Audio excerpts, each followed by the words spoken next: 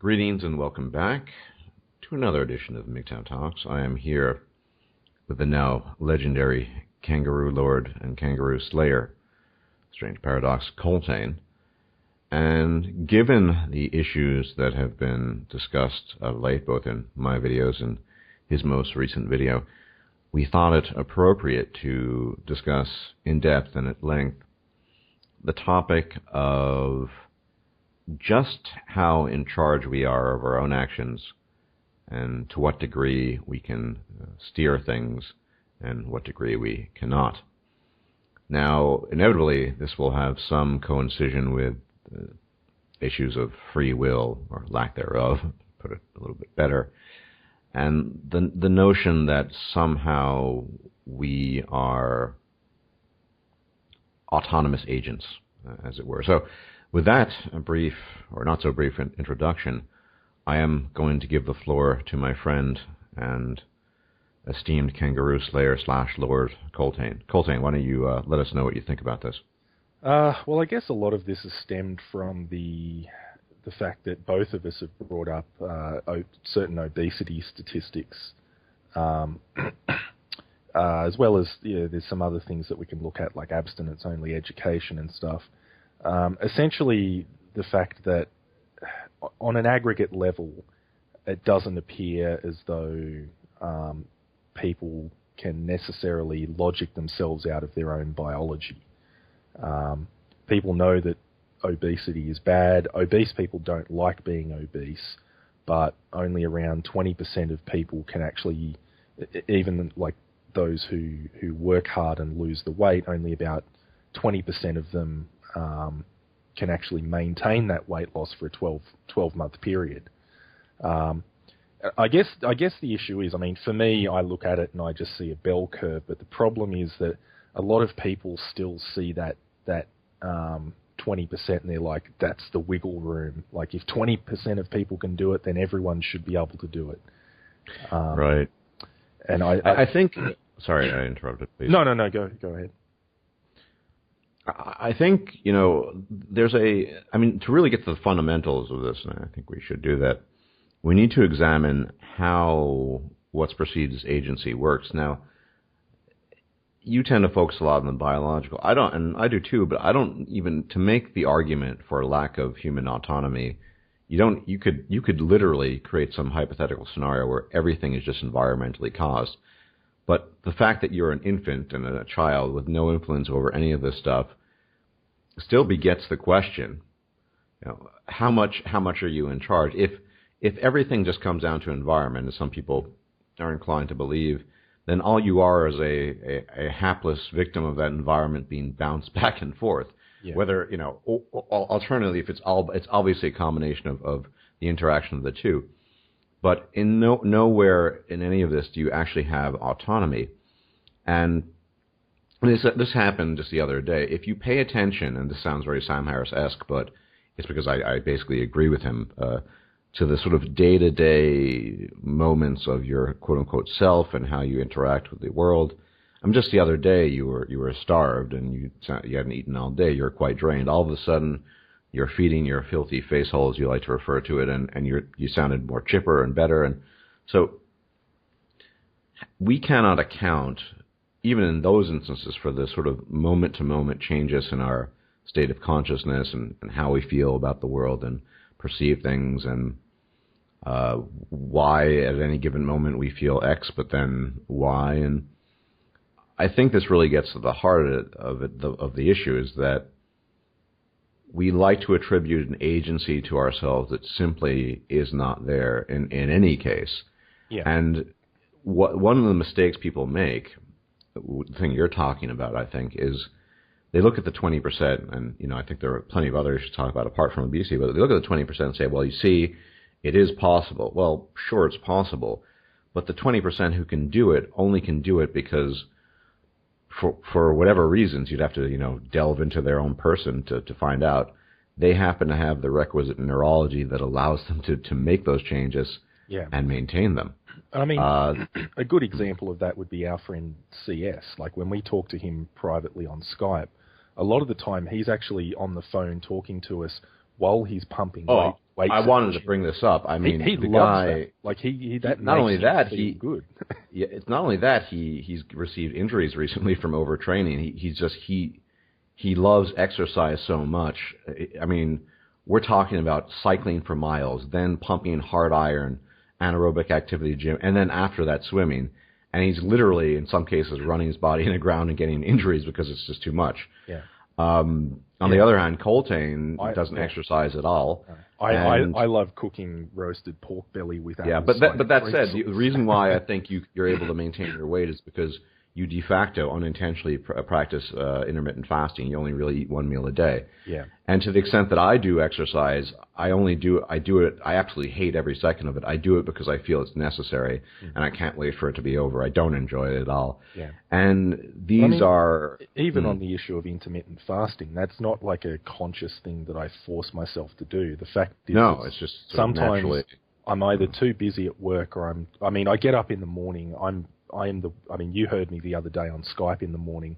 I sound like a completely different person. I'm just... Yeah, you do. It sounds beautiful. I am a train wreck in the morning before I've had my coffee. I disagree. You're a beautiful person. I drag myself out of bed at 8 o'clock in the morning, and that gives me just enough time to basically run through the shower and get to work by 8:30. I don't have time to make a lunch or have breakfast before work. I guess I could make time, but the fact is I don't know, call it laziness, call it the fact that it's just not important enough for me, but it's not like I intentionally choose to skip breakfast and that's what I mean. It's sort of it's naturally occurring really. intermittent fasting that goes hand in hand with your schedule and I guess your own personality. But yeah, I mean, you look at these kind of personality traits, and CS, like I said, he literally, I was privately recommending that he, switch his routine to more a 3 or 4 day a week thing, just because he's gotten so many injuries. You have that extreme end, and then you have, where you do absolutely nothing, and then there's somewhere in between. To the extent that I exercise, I absolutely despise every minute of it. I hate the people at the gym. I hate all that, but it's something that ideally should be done, I guess. So, but. And these are all just. Can I account for why I don't enjoy exercising particularly? Well, I could come up with a just so story, and I mean a legitimate one, not the ones that are so allegedly attributed to evolutionary psychology. Well, it's because of X, Y, Z. But at the end of the day, it's just a personality trait I have for whatever reason. And the same with Colttaine. He doesn't enjoy exercise for whatever reason. Our inability to account for these differences in personalities is once again suggestive of a lack of autonomy in how we shape our own personalities, and that we don't shape our own personalities. We're the product of the information encoded in our genes and the way the environment interacts with those genes. Yeah. And that 20%, they're, in some sense, they won the genetic lottery because they happen to have the genes and the environment and the neurology to make that work. But it isn't just obesity. There are plenty of people who are alcoholics who just can't kick the habit. I mean, Colttaine has a habit of drinking. I wouldn't call him a full-fledged alcoholic. You could potentially say I'm a high-functioning alcoholic. Maybe a high-functioning alcoholic. But Colttaine, think about it. I've often wondered this. Why is it that you're a high-functioning alcoholic that only engages in occasional alcoholism versus people I've known who are just running their livers into the ground? Well, nobody can account for why that's the case. Well, I mean, alcohol in particular, I mean, it's wildly variable how it affects different people. I suspect my Irish heritage probably does two things. First of all, it gives me, I like alcohol probably more than I should. And secondly, it probably means I can handle my alcohol a lot better. I was actually just on Skype with Barbarossa, and he was saying that he occasionally gets drunk these days, but even on the occasion that he gets drunk, he's knocked for six for like 3 days. It takes him 3 days to recover. I think there's, other groups as well. Like from what I understand, there's a bit of a condition called alcohol flush reaction, which is really common amongst Asian people. There's certain Asian genetic groups that just can't handle alcohol at all, really. Is that... Well, it's not the Koreans who have the highest rate of alcoholism in the world, but I mean, I'm not saying that's a good thing.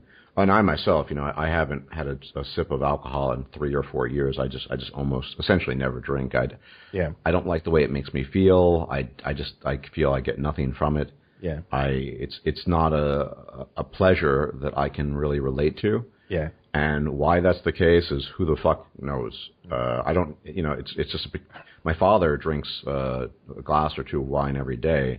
Yeah. And that would be anathema to me. Yeah. So, who knows?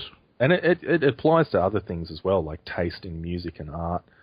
I can't account for why I like heavy metal music. Some people absolutely hate it. I find it dreadful. Yeah. I fucking hate it. But I mean, is that a conscious free will choice? Did I choose to enjoy heavy metal, and did you choose to not enjoy heavy metal?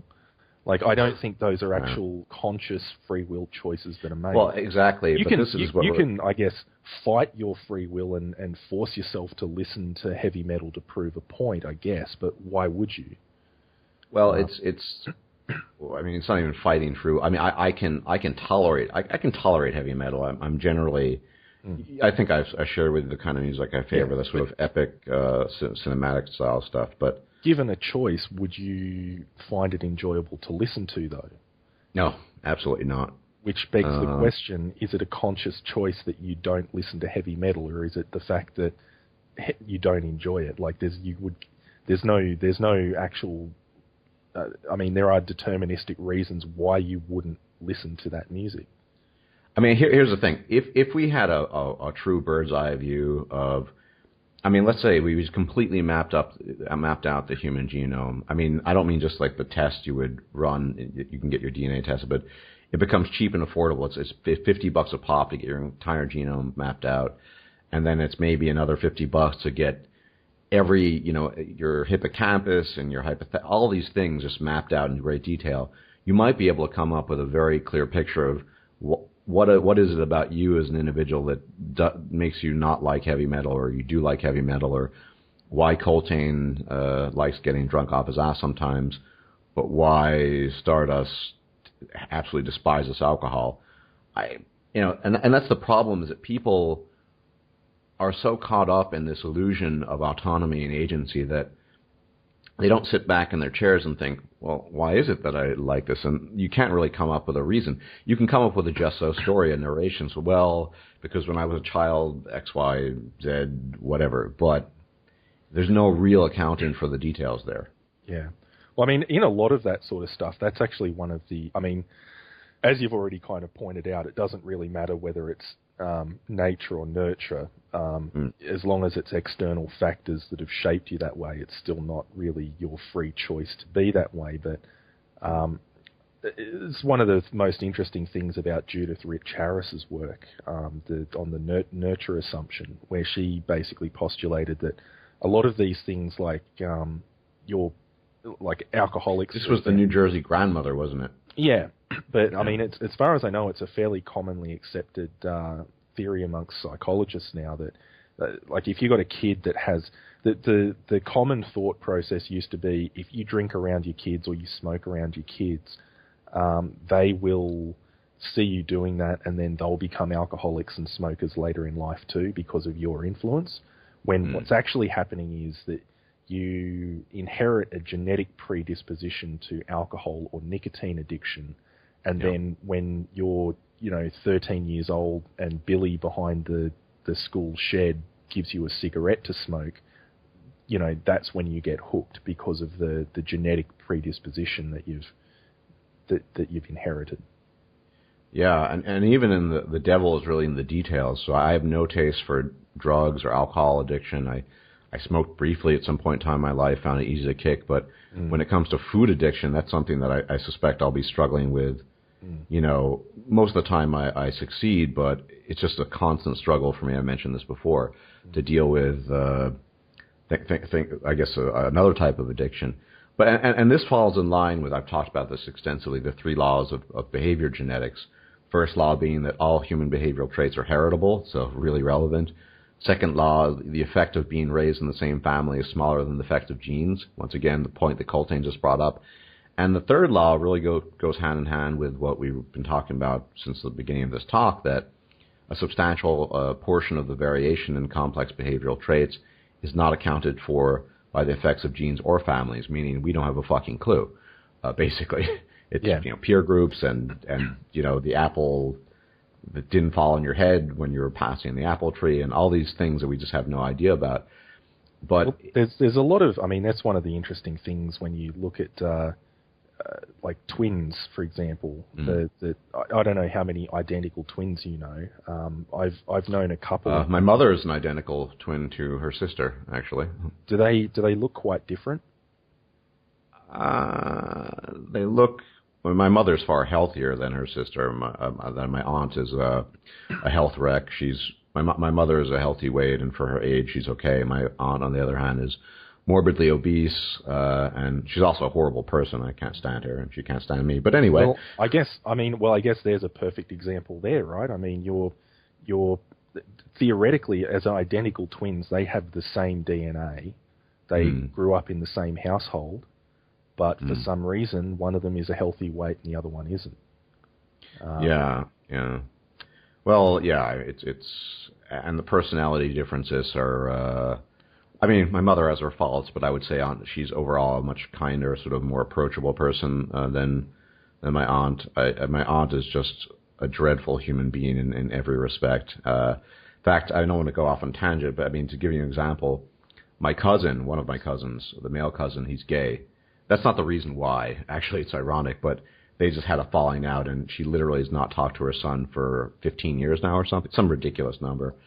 And every time something in the family needs to get done, she needs to talk to my female cousin who lives in Alaska, long story, and it's just a clusterfuck. So yeah, they kind of I mean, as children kind of look very similar, but man, they are so different in so many ways. Yeah. But I guess that's one of the things, like people would look at that and be like, oh, see, it's not determined, but these things fall on a bell curve. And yeah, I mean, you have to wonder, like two identical twins in the same household, do you think, like, is it reasonable to assume that one person chose that, like, one pathway and the other person chose a different pathway? How much choice did they actually have to get to that position? Oh, look, I'm fully aware that my aunt is a wretched human being through no fault of her own, but it also doesn't make me inclined to want to deal with her. No, I'm not saying that. I'm just saying, yeah, I don't think, the differences there. Like, and I've seen it before. Like, I mean, I worked 10 years ago. I worked with a pair of identical twin sisters, and they were in their 30s. And they were both nice people, but despite, again, same genome, same, upbringing, they were actually about the same weight. They had a very similar build. They were of similar, like you could tell that they were siblings. They looked quite similar, but at the same time, you wouldn't mistake them for each other. There was enough differences that had, like, just through, as you said, the apple falls on one head and not the other. That they had obviously grown up differently enough that there was enough, like you would basically almost assume that they were fraternal twins rather than identical twins. Yeah. Yeah, and I think there's a bit of variation there too. I mean, you hear stories of identical twins that twins are just far more similar to each other than. Well, I mean, otherwise, it is a bell curve, as you pointed out. It's a bell curve, and I mean, some of the interesting things. I mean, this is a particularly interesting thing that Barbarossa raised in one of his videos, was that there's actually been studies done that show there are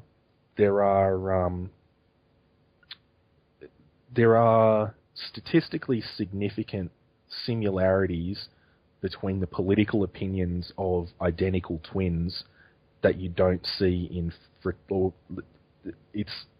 the political opinions similarity. The similarity of political opinions in identical twins is stronger like statistically significantly stronger than the political opinions between fraternal twins. So essentially, just based on that statistical significance, some degree of our political opinions are actually genetically heritable. Almost certainly, and there's been research to show different structures. Well, structurally, the brain identical, obviously, but in terms of what areas of the brain seem to be more pronounced differences between liberals and conservatives. But, while we're on the as long as we're on the topic of parenting and behavior, I mean, this is something people need to come to terms with too. I mean, parents can fuck up a child pretty easily, so it's really easy to fuck things up if you whack your child's head with a baseball bat, then it's a problem, or you chug beer down a 3-year-old's mouth, Yeah. But on the other hand, there's only so much you can do. I mentioned this the other day. Like my father always going on about, why I have high verbal intelligence is clearly because he read books to me, and there were books in foreign languages on the shelves. Give me a break.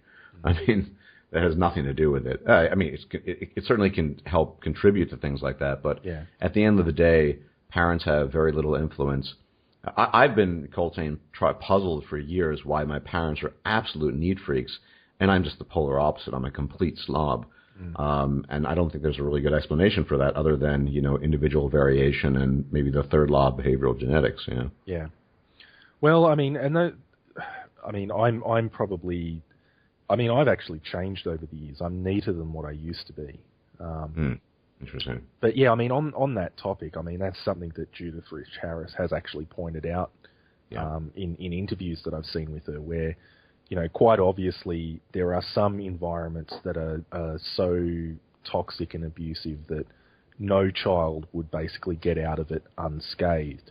But you're talking about sort of, 2 or 3% of households. The vast majority of average people have a fairly amenable upbringing, and no amount of reading is going to make them any smarter, or no amount of reading to them is going to make them any smarter, and frankly, no amount of television is going to make them any dumber either. Their IQ is pretty well fixed, and it's one of those things where, like, if you have a kid with a high IQ, they're naturally going to gravitate towards things like reading science books, because that's what they'll enjoy.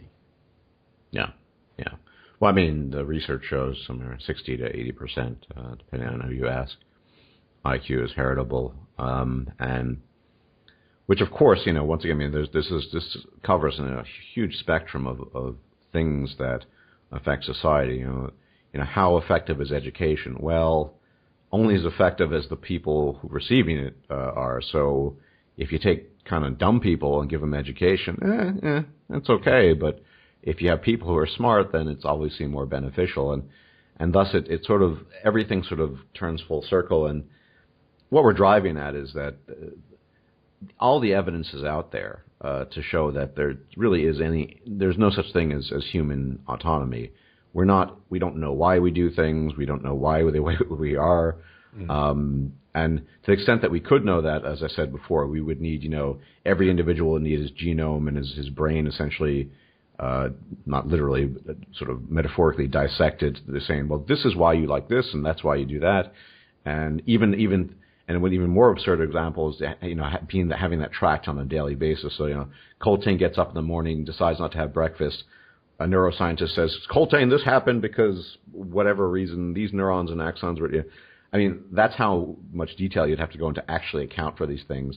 And, of course, Colttaine isn't aware of the neurons and axons going off and forming his decision not to have breakfast. Yeah. Or, for that matter, getting on his Harley, or even wanting to get up. Why does Colttaine like motorcycles and I don't? No fucking idea. But, I mean, it's one of the things that I think is important in that regard is, the idea of not having breakfast or whatever.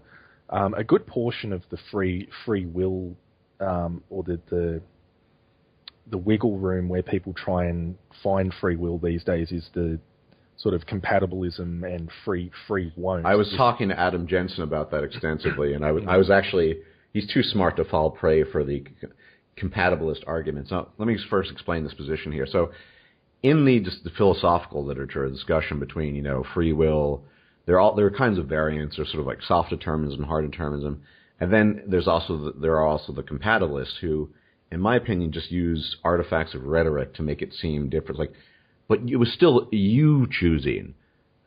That doesn't change any of the concatenation of determinant sequences. It's just okay, you're making a choice. Choice is not. This is something that people get confused. I think what you're getting at, right?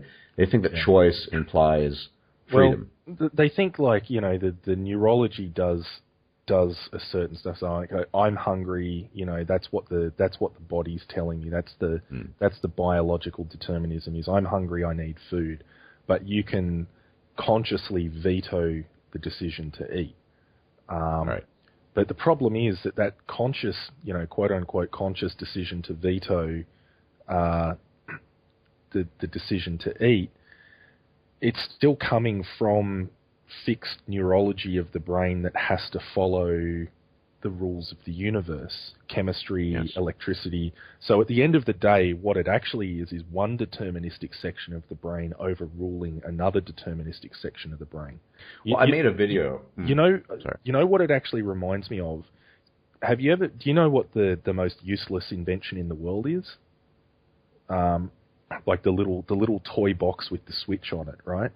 And you flick the switch and a little hand comes out of the box and flicks the switch back. Yeah. That's to me what the whole free won't thing is about. You think, the machine is turning itself off, but it's really just doing what it's built to do. I actually, this is the late Colonel Absconder years ago. I had to upload it on his video. It was his channel. It was a time of a strike when I was dealing with copy flagging. Yeah. In that video where I talk about Noam Chomsky, who kind of falls into a sort of delirium talking about love is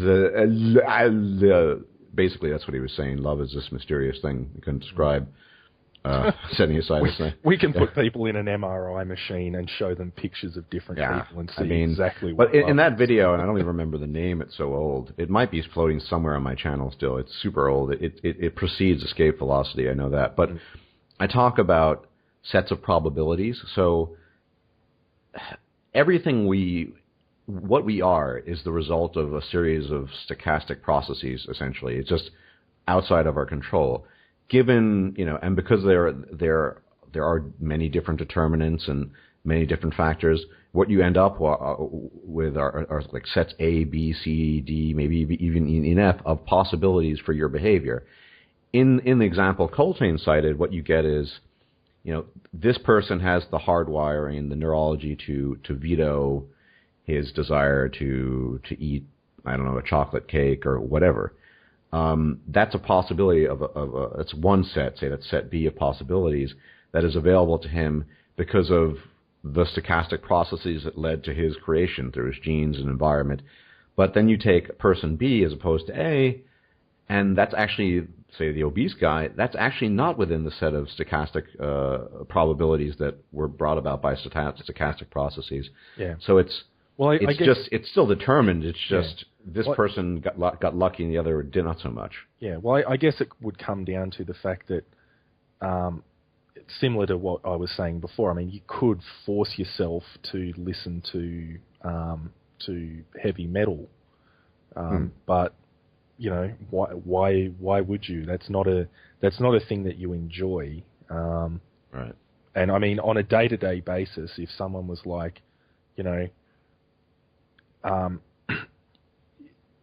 I guess we should also bring up the whole short-term gratification versus long-term pain and gain, where if somebody was like, you have to listen to 2 hours of heavy metal every day or else your hair's going to go grey.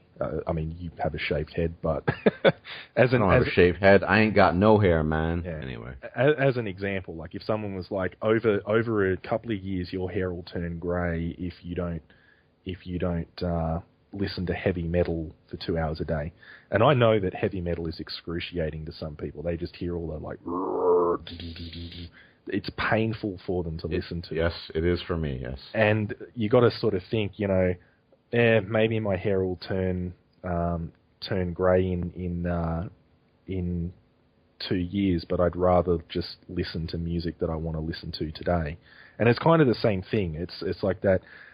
If you painfully exercise for an hour a day 4 times a week, over 6 months you'll lose 20 kilos. But then that apple turnover is going to taste really good right now. Yeah, absolutely. And I mean, as I said, it's a set of possibilities and probabilities. And Colttaine, I think, has experienced me like 3 days into a fast where I just sound like a fucking zombie. It's well, I haven't fasted in a long time, to be honest. It's just, there's no evidence if you actually look at sort of your day-to-day activities, what's informing your decisions, what's not,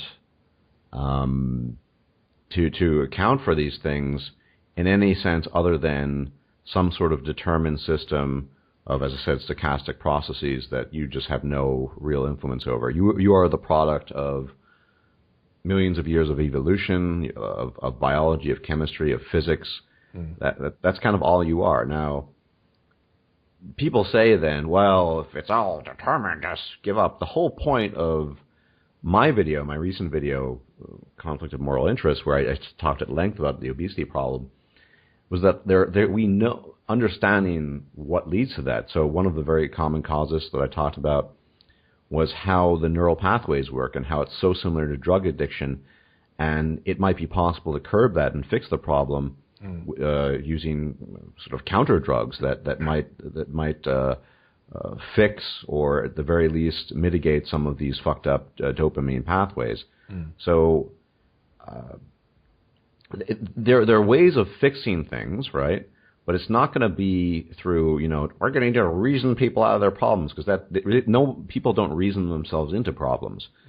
It needs to be invasive, and I think this is the core issue: is that when we really look at the evidence, you mentioned as well. I mean, gastric bypass surgery is effective. It's been shown to be effective. It's also been shown effective to reduce diabetes type 2 as well. Well, that's the thing, is it actually limits how much food you can actually take into your body at any given time. I mean, there's other examples too. I always like for this sort of thing, the abstinence only education. I mean, on paper, abstinence is 100%, efficacious, right? Like, if you don't fuck, you don't get pregnant. On paper, like in perfect lab conditions, condoms look a lot worse than abstinence. Condoms are about, I think, 80 to 90% or 85 to 90% effective in the lab, and they're even less effective in the real world. I think their effectiveness is around about 75 to 80% effective, but in the real world, abstinence-only education is a lot less effective than that. So, despite the fact that on paper, in perfect lab conditions, abstinence, the logic of don't have sex if you don't want a kid, that makes a lot of sense. That works in a lab where people don't fuck, they don't get pregnant. But in the real world, where you've actually got irrational teenage hormones, as an all-encompassing solution, areas that employ that method end up with the highest rates of teen pregnancy and STDs. Like, you actually need something more invasive than the logic of abstinence to curb problems of teenage pregnancy. Yeah, and this is something that consistently irritates me about almost every argument that, say, someone like Alison Tiemann makes, whatever it is. It's always, you can sort of psychologically, socially influence people. We can definitely change these things, but it's going to be invasive, whether it's surgery, some sort of hormonal manipulation, manipulation of neurotransmitters. And the reason why, one of the reasons why I made the video I did, the Conflict of Moral Interest, is to point out that the only way we can actually affect change is to concede that we're not autonomous agents and to understand the foundations of our behavior, whatever it might be. In the case of obesity, it would be understanding, how the dopamine reward system works, maybe leptin deficiency and other things related to that. In the case of alcoholism, it might be somewhat similar. In the case of teen pregnancy, it might be a completely different approach, but it's going to probably have to be somewhat invasive. Yeah. And this is, I think, we're getting to the point where, where I guess. the teen pregnancy thing, for the most part, we do have good invasive solutions to that. Birth control pill, ready access to condoms, like that sort of stuff. Like when you look at the comparison, not invasive enough. Well, I mean, it's not 100% effective. You're always going to have some shortcomings, but when you look at the areas that employ like a good understanding of sex education versus abstinence only, there is a remarkable difference in the statistics. Like yeah, no, fair enough. I mean that can have some impact, and maybe that's not the best example. Maybe that's more easily curbed than other things. It's just that when we talk about the solutions. Yeah, I mean it's one of those things where I think obesity is a much harder solution than that, because I mean there's several things where you've got, first of all, you're surrounded by food, like high and accessible. Cheap, accessible, high-calorie food. Like, it's not like the days of hunter-gathering where you lived hand-to-mouth by what you could catch. I can walk into, the supermarket and literally buy 100 kilograms of sugar if I want. So coupled with the kind of desire for high calories and low energy expenditure that just kind of has evolved over the millennia, you do have the issue that as long as those things exist, what is the solution to that? I mean, gastrointestinal bypass is one, but that's an incredibly invasive surgery. Yeah, and like I said, I would suggest that somewhere down the line, probably within our lifetimes, there might be some sort of hormonal manipulation that would be effective. I mean, you take, for example, SSRIs, serotonin reuptake inhibitors. They're not perfect. There are side effects, and I think there could be a lot of refinement. But for some people, they have a positive effect, which is to say they fix some of the problems they're having with their serotonin emissions. But so whatever the solution is going to be for some of these more acute problems, it will be some level of invasion, effectively.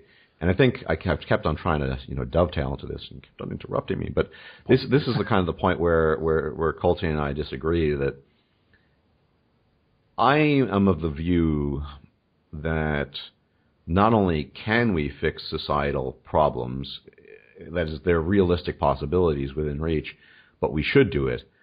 Colttaine appears to be consistently much more circumspect about this. And sometimes I guess we run off into the realm of science fiction, but to me, human beings aren't good enough. And I think Colttaine has a much more laid-back attitude about that. I mean, why don't you talk a little bit about this point of contention we have where we're in metaphysical fisticuffs? Well, I think it's really a matter of scale. It's how far do you want to go? Like we could. As we've said, gastrointestinal bypass is a solution, but I don't think necessarily taking 50% of the population and making them undergo invasive surgery is necessarily a good solution. It's just one of those things where, like, is the potential solution going to cause more problems than what we're trying to solve?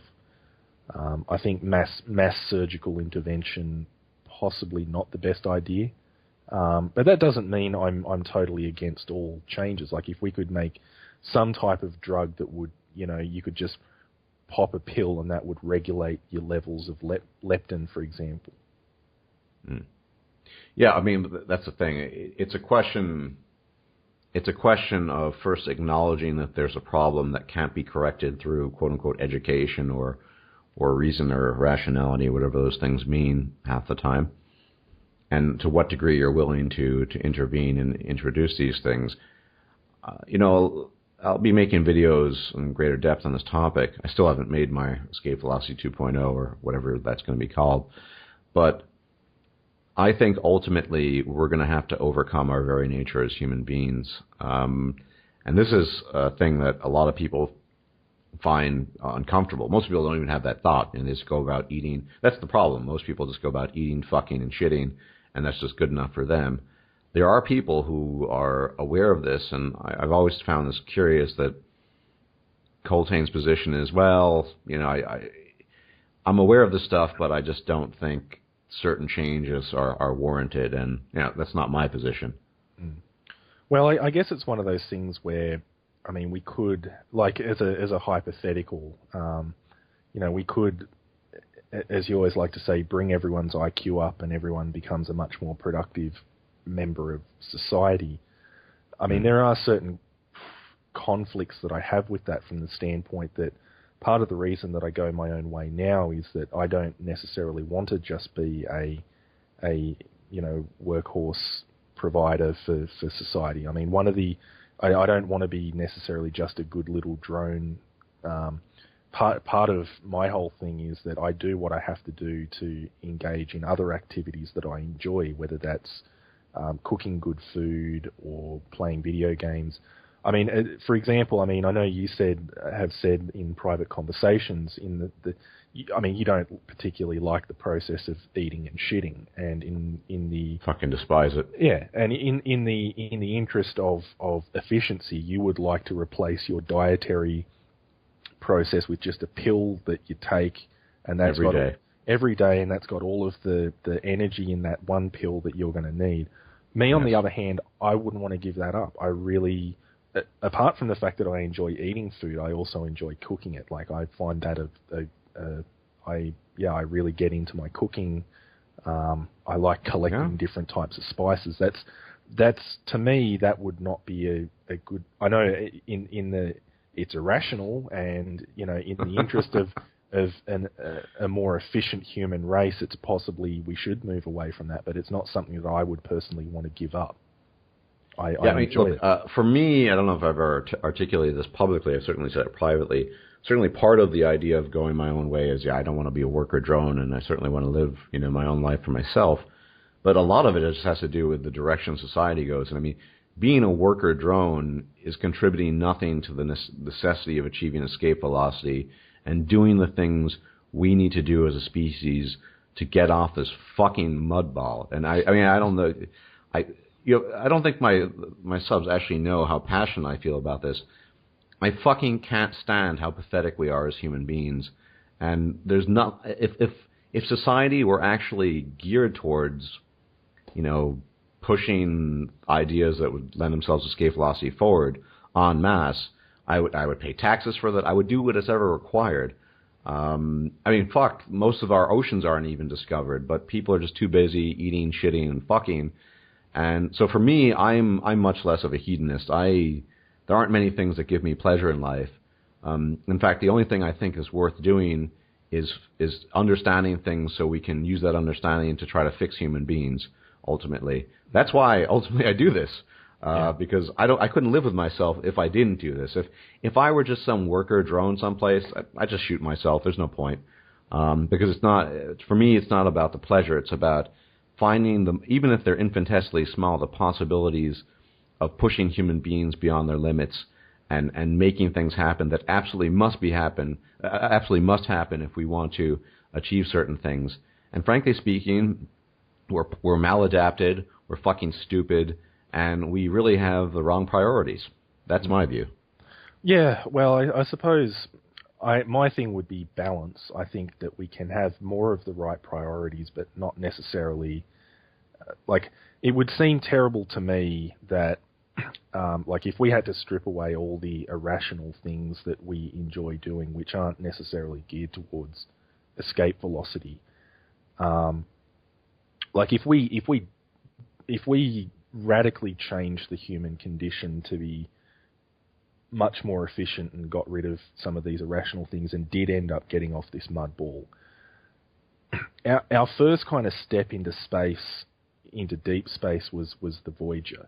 And on the Voyager, there was a whole bunch of stuff on there, photos and gold plates, and there was the Voyager Golden Record, which contained music ranging from Bach to Chuck Berry. And it would seem sad to me if the species that did actually eventually get off this rock had no appreciation for music and the arts and stuff that the original people that sent the Voyager the Voyager satellite out did. Like, it would seem unfortunate to me if we had to forego those aspects of humanity to simply get off the rock, as it were. The sacrifices, there could be potential sacrifices we might need to make. It's really unknown. The question is, in the long term, whether or not, and I will be making a hopefully lengthy video on this in the future in greater depth, but to what extent we're willing to give certain things up and not. Now, one can just say, fuck it all, I'll just, be a hedonist, get drunk, fuck, eat shit, sleep, die. Okay, you can do that. But for me, not talking about this stuff, not trying to figure out some kind of solution, it's as infinitesimally small as the chances are, it's just not worth it. Now, I would personally sacrifice every ounce of my humanity to achieve escape velocity. If, for example, sometimes I enjoy playing video games. I'm not particularly obsessive these days about it. I enjoy it less and less as I get older. But if somebody said to me, here's the deal, we'll give you magically enhance your IQ by 50 points or even 60, but you'll lose all interest in video games, I would sign on to that instantly. Because my great limitation is that I'm not smart enough to actually figure out direct means of achieving escape velocity. I'm only smart enough to give insights into human psychology and bring about understanding. So that's what I do, because I have a real, essentially, genetic limitation on the problems I can work at. Whereas if I had a 60-point boost in my IQ, presumably, if it gave me greater mathematical ability, I could directly work on the problems and would work on those problems that would allow us to move towards that end. And, I would make virtually any sacrifice because I just think it's such an important goal. And I realize not everyone is on board with that. It's just, how much are you willing to sacrifice? I think we are running society into the ground for all manner of reasons, most to do with maladaptation. And I know not many people are on board with this, but between the reason why I don't ally with any group, for example, whether it's the white nationalists, alt-right, anti-feminist, is that none of them have the priority of achieving escape velocity. No one wants to overcome their humanity and achieve true greatness and become an interstellar spacefaring species. I know that sounds really highfalutin, but that seems to me the only worthwhile thing of achieving, because as you'll see in the forthcoming video I have planned eventually, we are doomed if we don't fucking do something about this. We are doomed. And you might think, oh, who fucking cares? It won't affect me. Well, you don't know that. A month from now, we could have an asteroid collision. I mean, we're living on borrowed time as a species, and we have the knowledge and the tools to push things forward, and we're not. And you guys have no idea how frustrating it is to me and other people of like mind. Yeah. I guess, I'm not necessarily against those things. I just think I would advocate for a certain, I guess you would call it, work-life balance. We need, there is a lot we need to correct, but at the same time, I wouldn't necessarily want to throw the baby out with the bathwater. I think there are certain things about the arts and literature that we have kind of developed over the years that I think is worth keeping. Well, I don't doubt that. I mean, certainly the foundations of human knowledge, things that led us up to this point, are worth keeping. But and let's be realistic. I think we're probabilistically speaking doomed. But I still need to push on and do my part, because I know I couldn't live with myself if I didn't. That said, given the circumstances, I'm not in a too dissimilar boat to Colttaine. I mean, I'm not as much as a hedonist. The only thing, I like cooking and eating. I fucking hate it. But I still like playing the occasional video game, reading the occasional book, whatever. So, yeah, given the circumstances, absolutely. It's why go my own way, do my own thing. At the same time, I have to push for certain things, for a vision that I believe in.